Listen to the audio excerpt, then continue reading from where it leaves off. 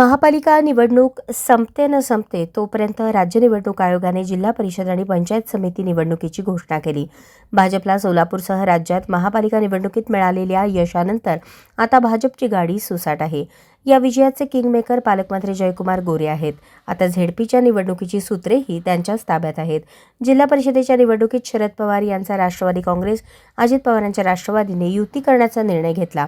यात मोहिते पाटील यांचा lead role असल्याने ते माजी आमदार संजय शिंदे यांना मान्य नाही। त्यांनी लगेच पालकमंत्री जयकुमार गोरे यांची सोलापुरात भेट घेतली। करमाळ्यात भाजप नेत्या रश्मी बागल आणि दादांच्या राष्ट्रवादीचे संजय मामा एकत्र येत आहेत। या युतीला पालकमंत्र्यांनीही दुजोरा दिला आहे। दुसरीकडे सांगोल्यात नगर परिषदेच्या निवडणुकीनंतर भाजप ताकसुद्धा फुंकून पित आहे।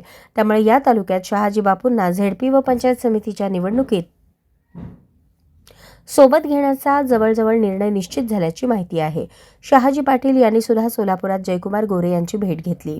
सांगोल्यात भाजप शिवसेना एक झाली तर माजी आमदार दीपक आबा आणि शेकापची आघाडी होईल किंवा भाजप, शेकाप, शिवसेना आणि दीपक आबा हे सर्व एकत्र येण्याची शक्यता नाकारता येत नाही।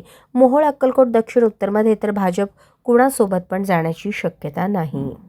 अशाच नवनवीन अपडेटसाठी जनता राज्य न्यूज चॅनलला सबस्क्राईब करा, लाईक करा आणि शेअर करायला विसरू नका।